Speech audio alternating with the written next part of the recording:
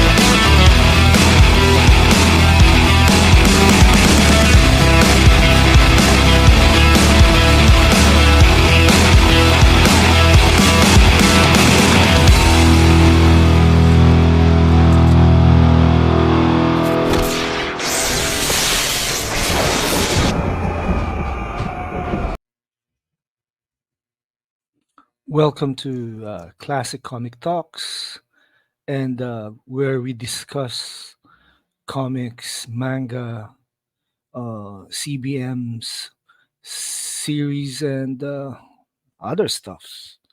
Today we're featuring my another from the shelf collection. We have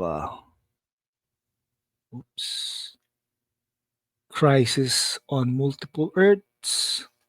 This is the classic JLA JSA team up coming from the team of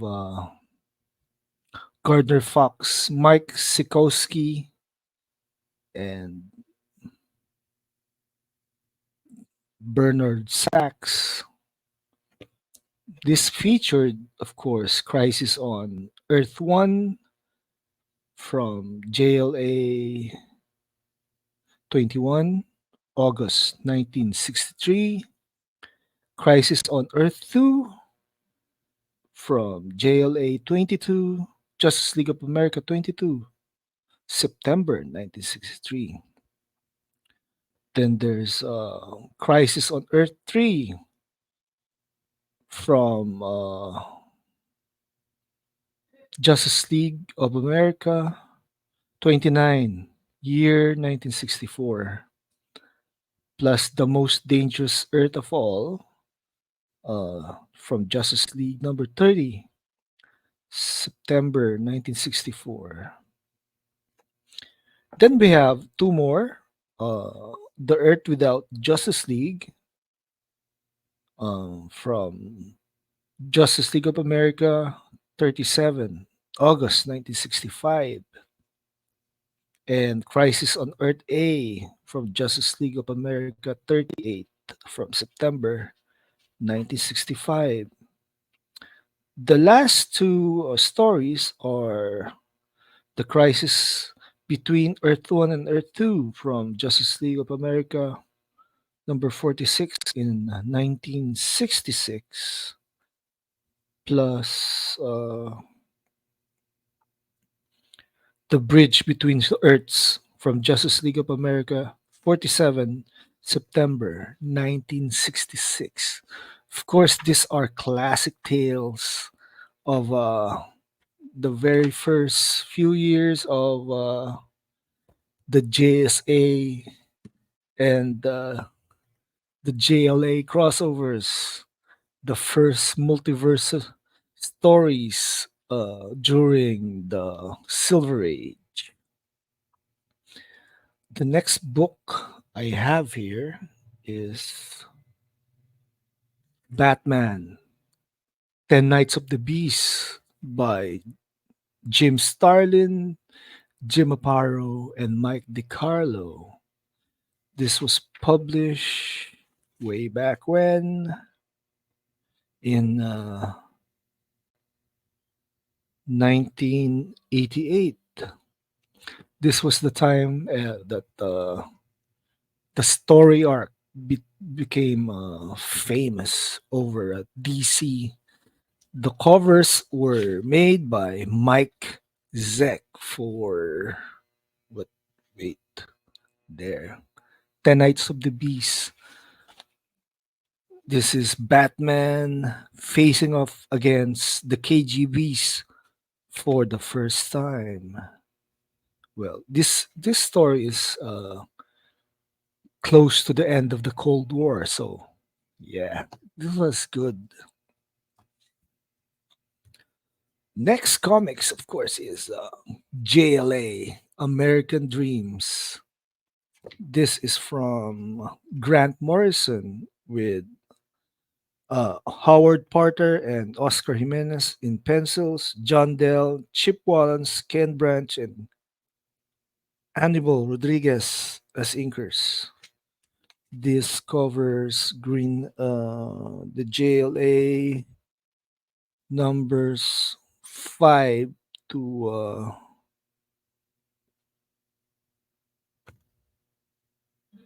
8.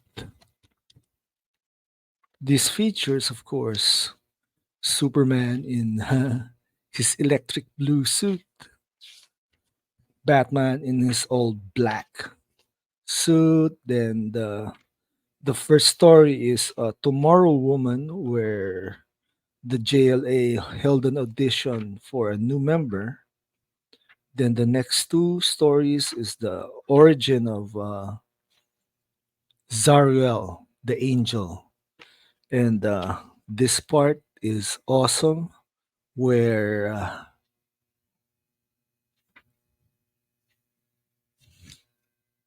Aquaman, Orin, mistakenly identified Zoriel as Qatar. We all know Qatar Hall as Hawkman back in the day of the JLA, and since he is one of those characters Grant Morrison planned to use back then, but since the retcon for the Hawkman universe is so confusing, then they decided to not continue with Qatar Hall. Instead, they used the merge Carter Hall in the JSA a few years later. Next comics is from Image, Halcyon, a superhero group. This is written by Mark Guggenheim, Tara Butters, with art by Ryan Bodenheim and Mark Eng- Englert. Engel. Englert. Okay.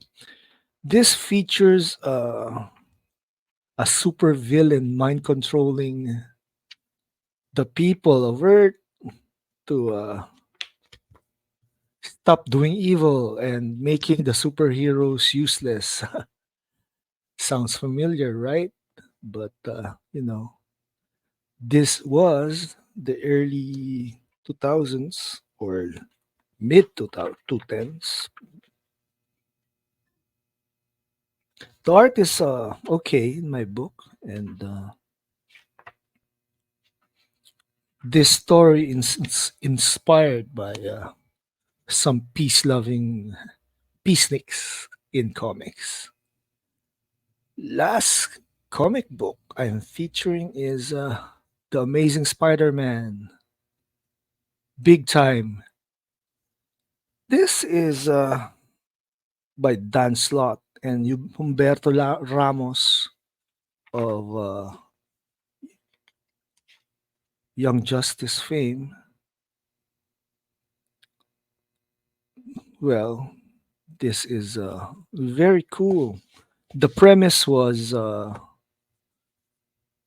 have Peter Parker benefit from his scientific genius after all these years. I mean, hey, give the guy a break.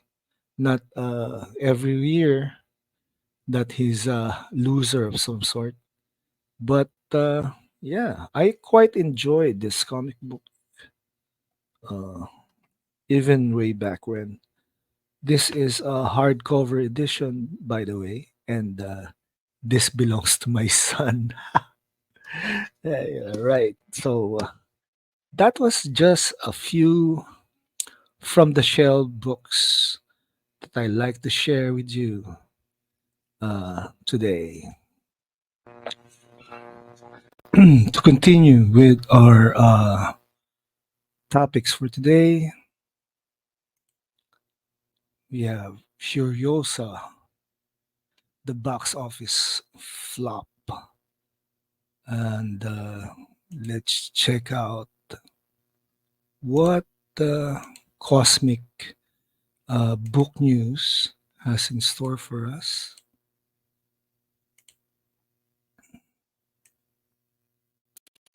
Furiosa bombing at the box office by Matt McGloin.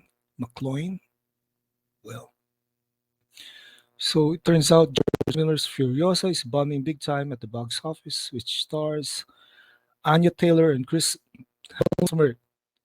It's the prequel to Fury Road that starred Charlize Theron and Tom Hardy. It's bombing so bad that Furiosa is scoring the lowest Memorial Day opening in decades. I wonder why. The estimate opening was high as 55 million in the 4-day weekend, but turns out to be 31 to 33 million in the 4-day weekend. Fury Road back in 2015 opened at 45.4 million for its 3-day weekend opening prior to Memorial Day. Hollywood is in panic as Deadline goes over the stats in their article in the part titled How Worried Should Hollywood Be About Theatricals. Uh, THR says box office meltdown. Furiosa or Garfield to win Memorial Day with worst number one opening in 3 decades. Oh my God. Regarding the stats, it sounds all too familiar. Furiosa is another female led flick that features a goofy male character. The hardcore fanboys show up, but guess who didn't? The women. It's also learned that the younger generation, the Gen Zers who have 450 billion in spending money, aren't interested at all. Where did we hear that before? Furiosa is another movie that also happens to have a great review from critics, but the fans don't seem to be on the same page, as the cinema score is only at B plus, which isn't very good. I think fans are more in tune with word of mouth and care less about the critics' review. Yeah, and are more careful where they spend their money. Who cares about Furiosa? First, it's a prequel, and second off, it doesn't feature either Theron or Hardy. There's just no hype surrounding the movie, and there has never been. Never has been. Chris Pratt's Garfield is also now in theaters, which is now suggested to be possibly top Furiosa, which is unheard of just a few days ago. Uh huh. Well, it's bombing all over, right? And I wonder why. You see this all the time at the level of the top producer who, between them or separately, will make flop after flop after flop after flop. I'm not going to name them, but I know who they are. And they're not all American either. And they still get paid huge sums of money for being in films that nobody wants to see. And producers make pictures out of which they take enormous sums of money. And the films, again, are not films people want to see. They're always going to blame somebody else. Always. Not their fault. No, no, no, you were the one who said, or whatever. And there's a word for that. It's called upward failure. You see it all the time. New topic is, of course, James Gunn confirms GL Green Lantern writers Damon Lindelof and Chris Mundy.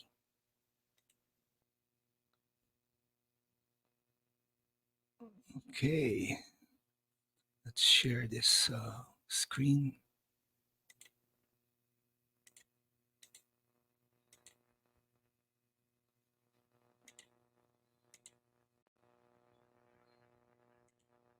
So, James Gunn confirms Green Lantern writers Damon Lindelof and Chris Mundy follows the intergalactic cops John Stewart and Hal Jordan as they uncover a dark mystery. James Gunn confirms the writers of the GL TV series that is in development with Damon Lindelof and Chris Mundy. News first surfaced about the writer via listing of Writers Guild of America website. Gunn has since confirmed on social media. Yes, it's true. The Lanterns DCU series is putting together a crack team of writers based on a wonderful pilot script and Bible by Chris Mundy, Tom King, and Damon Lindelof. A hearty welcome to Chris and Damon as they join the DC Studios family.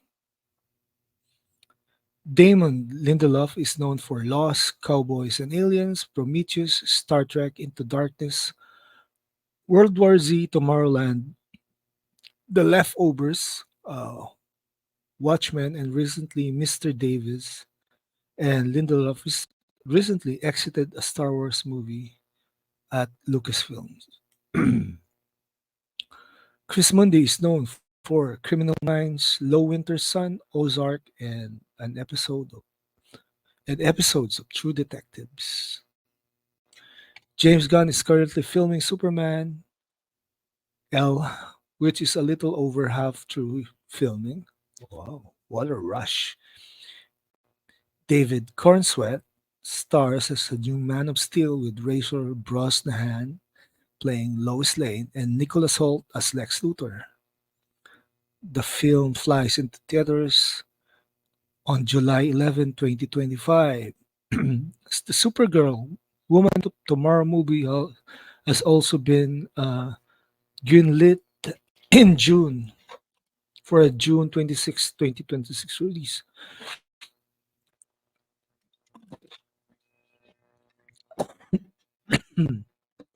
This stars Millie Alcock and directed by Craig Gillespie. On the side of things, the Creature Commandos animated series is expected later this year. Peacemaker Season 2 is also a work. Ah, what is Lanterns all about?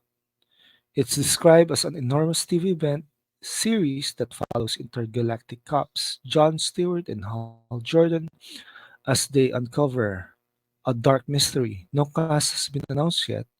Nathan Fillion is playing Green Lantern, Guy Gardner in Superman.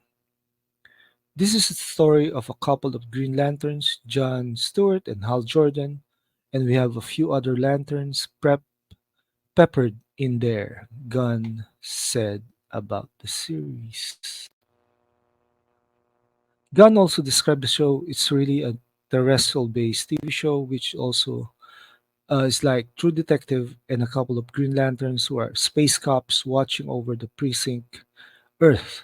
In it, they discover a terrifying mystery that ties into our larger story of the DCU. Yeah, right.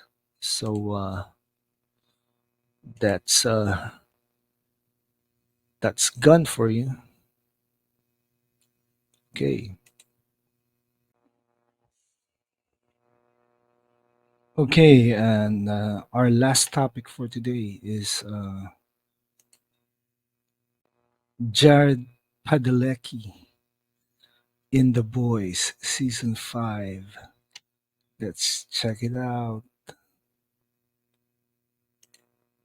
So Eric Kripke, Eric Kripke, the supernatural showrunner, wants a supernatural reunion which follows Jensen Ackles, Jim Beaver, and Jeffrey Dean Morgan on The Boys.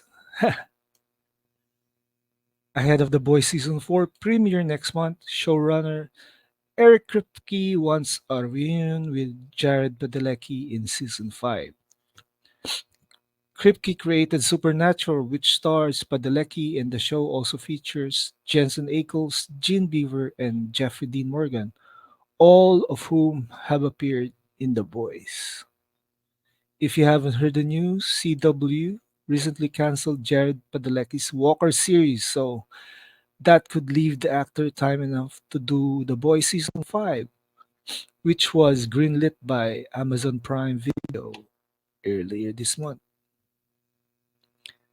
He's been busy the last few years, so schedules haven't worked out, Kripke told Variety. But now, unfortunately, Walker got cancelled But the good thing is he's free, and I feel like I have to complete my game of supernatural Pokemon, and I have my one big one, very big one, left to catch. Also, Jared Padalecki also happens to be rumored for Marvel's Nova. The Boys Season 4 premieres on June 13. So, what is The Boys Season 4 about? In Season 4, the world is on the brink. Victoria Newman is closer than ever to the Oval Office and under the muscly thumb of Homelander, who is consolidating his power. Butcher, with only months to live, has lost Becca's son and his job as the boys' leader. The rest of the team are fed up with his lies. Which, with the stakes higher than ever, they have uh, they have to find a way to work together and save the world before it's too late. So the boys stars Carl Urban, Jack Quaid, Anthony Starr, Eric Moriarty, Jesse T. Usher, Laz Alonso, Chas Crawford, Tom Capone, Karen Fukuhara, Colby Menifee, Claudia Dumet, and Cameron Crovelty. Season 4 will welcome Susan Hayward, Valerie Curry, and Jeffrey Dean Morgan. This premieres June 13 on Prime Video. Right. So that's it.